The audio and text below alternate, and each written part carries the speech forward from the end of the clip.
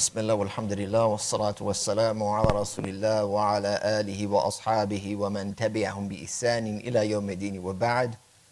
Ya ayyuhalladhina amanu taqullaha haqqa tuqatihi wa la tamutunna illa wa antum muslimun.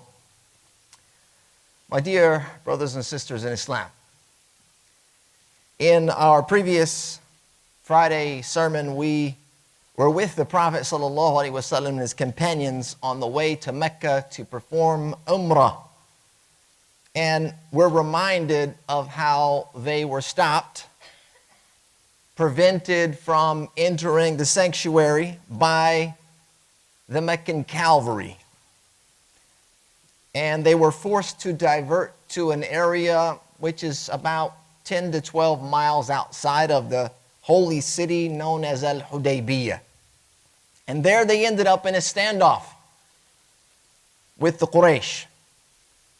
And of course, the Quraysh, they sent a number of representatives who were probing about, trying to figure out and understand the intentions of the Prophet ﷺ and his companions. You have to remember, they were at war still. And so for them to just show up, it appears hostile in nature. However, they were wearing traditional dress for Umrah along with their camels for sacrifice. It became very clear to the Meccans that the Muslims were on a spiritual mission. Because of that mission, they were also, the Quraysh, put in a very precarious situation. It was either one of two outcomes: to let them in to make their Umrah, and this would serve as a tacit approval of their legitimacy of sorts. It would be a political victory for the Muslims to go into Mecca unopposed. Or they would prevent them from the Kaaba, from the sanctuary, and this would put the idolaters, the Quraysh, in violation of their own customs, their own laws, preventing pilgrims from visiting the house. And so this particular Umrah trip of the Prophet ﷺ was not your standard trip to Mecca that we've all become accustomed to go make tawaf and sa'i. But this trip served as a means to push the pace and force the idolater's hand, either admitting defeat by letting them in, or having them undermine their political standing within the tribal structure of Arabia.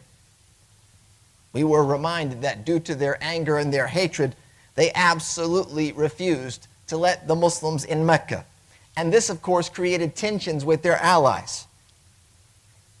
And so, to avoid a total unraveling of allegiances, they tried to buy some time, and eventually they settled on negotiations. But how they got to that point of negotiations, there are some very significant incidents that happened. And the first of those is how the Quraysh treated the Prophet's emissary, Khirash ibn Umayyah. Khirash ibn Umayyah was from the people of Medina, from the tribe of Ka'b. One of the well-known figures there. The Prophet ﷺ sent Khirash to Mecca to convey to them their intentions as their own representative. And this happened while Urwa was still in the camp of the Prophet ﷺ. And we talked about Urwa in the last week's sermon. Khirash was sent on camel. And the camel, they called that camel Tha'lab. They named their animals. The animals, they were a part of their lives, and so they would give them a name to honor them in a way. He went on this camel Tha'lab to Mecca to convey the peaceful intentions of the Muslims and to negotiate their entry into the city. But upon his arrival, the Quraysh violated their sacred traditions, the customs of protecting emissaries, even during times of war. Instead of engaging with Khirash in a very diplomatic way, they responded with hostility. They seized him, they mistreated him, and they even mutilated the camel. Tha'lab. Ikrimah ibn Abi Jahl. You should recognize the name Abu Jahl, who was essentially the tribal leader at the time. His son Ikrimah, who would eventually become Muslim, took a hold of the camel and hamstrung it meaning he severed the tendons of its legs, essentially rendering it lame and useless. It could no longer walk or get about. It was basically a death sentence for the camel. Some accounts of this story suggest that the idolaters, they intended to kill Khirash, but their leaders, some of them, intervened and prevented them from an even greater breach of their own protocols. And it was actually Hulais, if you remember him, who had visited the Prophet ﷺ during this time, that ultimately stepped in and persuaded them from killing this emissary. He managed to convince them to let him go, to return him back to the Prophet ﷺ. This incident with the emissary of the Prophet, Khirash ibn Umayyah, underscored the Quraysh's growing desperation. They were becoming very desperate. That's why they were acting out in such a way. That's what happens when people or institutions of power become threatened and pushed. They realize that power is being taken from their hands. They begin to act out, violating even their own conventions and their customs. It also showed their inability during these very strenuous, stressful times to stand firm and hold to their ideals. And it was just one more strike against them, especially when compared to the controlled and calculated actions of the Prophet ﷺ. The Prophet, after having received Khirash and heard of his mistreatment and the laming of the camel Tha'lab, refused to retaliate. Instead, the Prophet ﷺ continued to pursue peaceful avenues and decided to send another emissary, someone else to negotiate on their behalf so that they could get into the city and perform Umrah. And so he wanted Umar ibn al-Khattab to go. Umar, we know, very powerful, very influential Meccan, had a position in society. However, Umar reminded the Prophet ﷺ of his standing with the Quraysh, his reputation among the idolaters, and the weakness of his own clan, Bani Adi.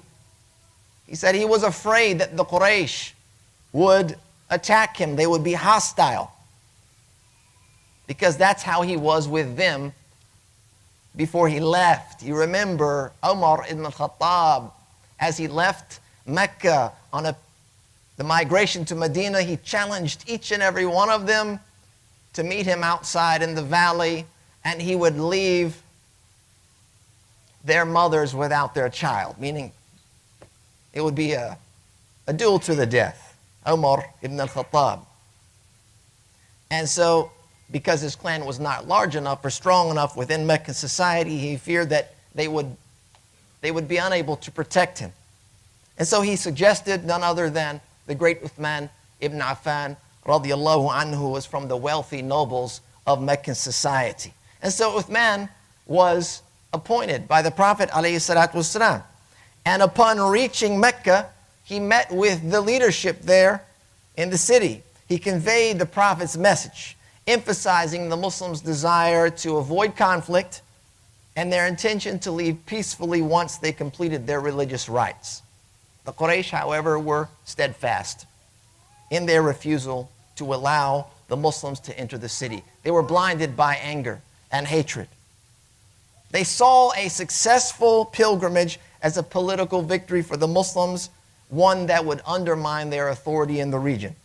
And while they rejected all of the Muslims, the entire convoy, from entering to offer Umrah, they did offer Uthman, because of his status in Meccan society, the opportunity to go ahead and perform the rites and rituals. He's in Ihram, he's right there. They're like, look, because it's you, we'll let you go ahead and make Umrah. But Uthman stated that he would not perform the rites, not complete a single action without the Prophet ﷺ and the rest of the companions, demonstrating his loyalty and his unity with his leader and fellow believers. The Quraysh, the idolaters, believe it or not, even extended a private invitation to Abdullah ibn Ubay, who was considered the leader of the hypocrites, to join them in Mecca. He was with the pilgrims, with the Prophet ﷺ, and they got word to him that he was allowed, just himself, to come in to perform Umrah. But he too, believe it or not, refused to do so without the Prophet ﷺ. And this was like a slap in the face to the Quraysh. The Prophet ﷺ got word of this action of Abdullah ibn Ubay, and this brought some happiness in this trying moment. Uthman's attempt to negotiate, it took longer than expected. The Quraysh detained him there for 3 extra days. And due to the hostile environment, what happened to Khirash and how he was mistreated, how his camel was mutilated, it led some of the Muslims to believe that Uthman had been killed. That's why he hadn't shown up on time. And so this idea, the notion that he had been assassinated, began to spread among the Muslims as a rumor. And when they heard that, as it spread, they were very angered. They were deeply shocked at the thought that Uthman had been killed. All of them, from the Muhajirun as well as the Ansar. This would have been a grave violation of the Arab custom, which guaranteed safety of an emissary. And of course, it was Uthman ibn Affan, the great companion of the Prophet ﷺ. And so in response to this, the Prophet ﷺ said to his companions that we're not going to leave without confronting the Quraysh. And he called them to pledge their allegiance. He had Umar ibn al-Khattab call the people to pledge while he was sitting under one of the blossoming trees in that region. And the number of companions that were there that pledged their allegiance to him was around 1,400. The first to pledge was a man named Abu Sinan al-Asadi. He was the brother of Ukasha al-Mihsan, ibn Mihsan. Abu Sinan was the first to reach the Prophet ﷺ,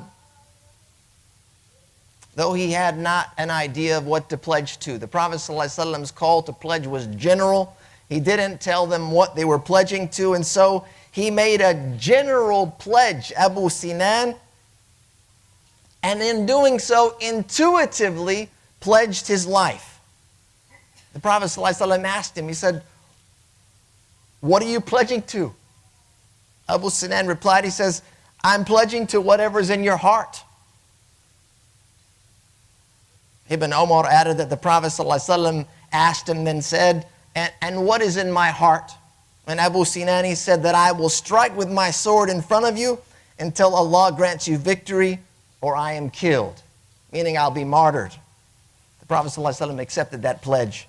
And the rest of the people, the companions, they pledged following after Abu Sinan in a similar way. According to Salama ibn al-Aqwa, he was also from among the first to pledge this allegiance to the Prophet ﷺ. He said that it was a pledge to stand firm and not to flee in battle.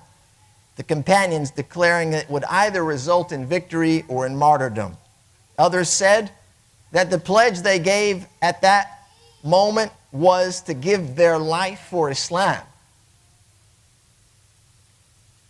All those present among the companions of the Prophet ﷺ pledged except for one man named Ja'd ibn Qais. He was a member of Banu Salama, and he was identified as a hypocrite. He was hiding behind his camel. The companions, they remembered and recounted that incident, that he was clinging to the belly of his camel, hoping that no one would see him as he avoided to take the pledge. But among the great companions that pledged the Prophet ﷺ was Abu Bakr as-Siddiq, Umar ibn al-Khattab, Ali ibn Abi Talib, Jabir ibn Abdullah, Abdullah ibn Umar, Salama, and the rest of them. And some of them pledged more than one time, right there in that moment. Salama ibn al-Aqwa, who I mentioned just now, pledged the Prophet ﷺ 3 times. And then, of course, the Prophet ﷺ pledged on behalf of Uthman. So he was included within that group. The moment of the pledge symbolized the unity and unwavering loyalty of the Muslim community to the Prophet ﷺ and to their mission. It solidified the companions' commitment to the Prophet ﷺ, and it showed their willingness to sacrifice everything for the cause of Islam. And this demonstrated to the world, especially demonstrated to the Quraysh, that they believed there was more to life than simply living it, and that they were now fully committed to a cause worth dying for. Shortly thereafter, the Muslims discovered the news of Uthman's death was false. He eventually returned safely to the camp, but the effects of that pledge had already taken root. And this pledge became one of the factors that led to the Treaty of Hudaybiyah, because the Quraysh got word of it. When they learned about the pledge, they became very afraid, fearful of such commitment and power, willingness to sacrifice. And so some of their insightful leaders, maybe the few that were there, advised them to pursue peace. This pledge that took place at Al-Hudaybiyah is so profound that it warranted revelation.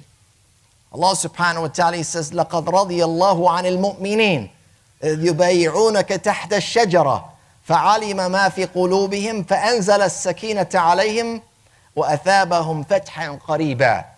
What means, indeed, Allah was pleased with the believers when they pledged allegiance to you under the tree. He knew what was in their heart, so He sent down serenity upon them and rewarded them with a victory at hand. This is Surah Al-Fath, chapter 48, verse number 18. And if you are interested, and I challenge you today just to spend 5 to 10 minutes reading the subsequent verses, chapter 48, starting with verse number 18, that talks about the details of what transpired and what was to come. The Prophet ﷺ's pledge with his companions gained the pleasure of Allah subhanahu wa ta'ala. لَقَدْ رَضِيَ اللَّهُ عَنِ الْمُؤْمِنِينَ. Allah was pleased with the believers. This pledge became known as Bay'atul Ridwan, the Ridwan of Allah subhanahu wa ta'ala, His pleasure. And it marked an undeniable change in the tides, where the Muslims, once struggling to establish their community, fighting for their right to exist, and overcoming both their internal and external enemies, were now on the precipice of victory, winning one challenge after the other and gaining unimaginable benefit and reward along the way. It's as if these moments right here with this pledge, which were born of all the hard work they did up to this point to solidify their faith in their community, launched an unstoppable tidal wave which would not only topple all those that opposed them, but it would purify all those that were touched by it of their disbelief, opening a way for true faith to take root in their hearts and for freedom and justice to be established in the land. أقول قولي هذا وأستغفر الله لي ولكم ولسائر المسلمين من كل ذنب فاستغفروه إنه هو الغفور الرحيم.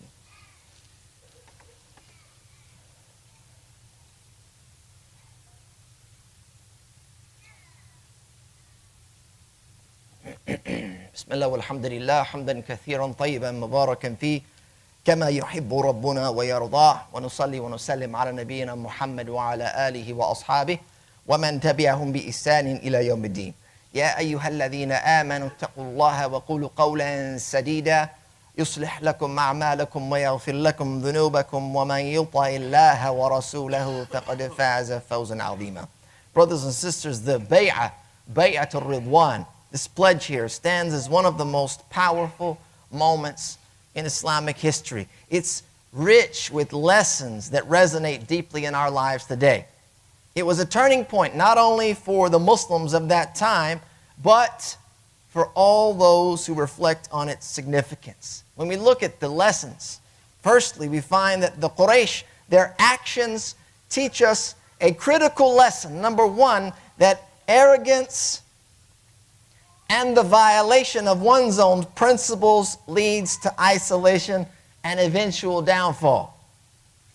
By detaining emissaries, ignoring tribal norms, and refusing reasonable dialogue, preventing pilgrims from the sanctuary, the Quraysh eroded their standing among the allied tribes. And this reminds us of the nations we see today who have long since claimed to be defenders of human rights, champions of freedom and morality, to be found guilty of the exact opposite of genocide, apartheid, and depravity. It teaches us that dishonesty and betrayal, while they may seem like shortcuts to success, in the end they lead to ruin.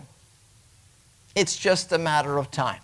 In contrast to that, the Prophet ﷺ demonstrated extraordinary leadership by maintaining focus on the greater goal. Despite repeated provocations from the idolaters, he exercised tremendous self-control, choosing diplomacy over retaliation.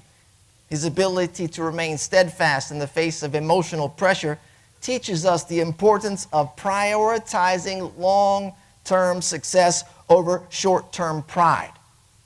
Patience and vision are not weaknesses, but they are the tools of true leaders. The Prophet ﷺ also exemplified the art of channeling emotions into positive action. When the rumors of Uthman's assassination began to spread, the companions were rightfully angry. They were rightfully enraged by this violation. Instead of allowing their energy to turn into chaos, the Prophet ﷺ transformed it into a unified pledge of loyalty under that tree, solidifying their resolve and directing their emotions toward constructive outcomes. And this teaches us the value of leadership that calms and inspires rather than confuses and disheartens. In addition to that, the companions' unity and their willingness to sacrifice for the cause of Islam became the foundation for their eventual success. Their pledge to stand firm, even in the face of death, was not just a testament to their courage, but a powerful catalyst for the Quraysh's decision to negotiate in the Treaty of Al-Hudaybiyah. Their unity, which again was born of a shared faith and purpose, is a reminder of what we too can achieve when we work together with sincerity and determination. And finally, their willingness to give their lives for the cause of Islam forces us to confront an essential truth. There are things in this world worth sacrificing for. In an age where materialism is blinding, it's often blinding us of our higher values. The companions remind us that faith, justice, and the pursuit of truth are causes worthy of our utmost commitment. They teach us that true success is not measured by wealth or comfort, but by the principles we uphold and the sacrifices that we're willing to make for them.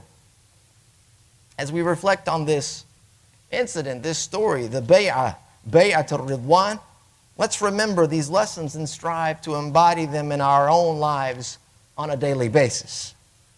We ask that Allah subhanahu wa ta'ala make us of those who stand firm in our principles, that we can exercise patience and self-control, to allow us to channel our emotions into positive action and to unite for causes that are greater than ourselves.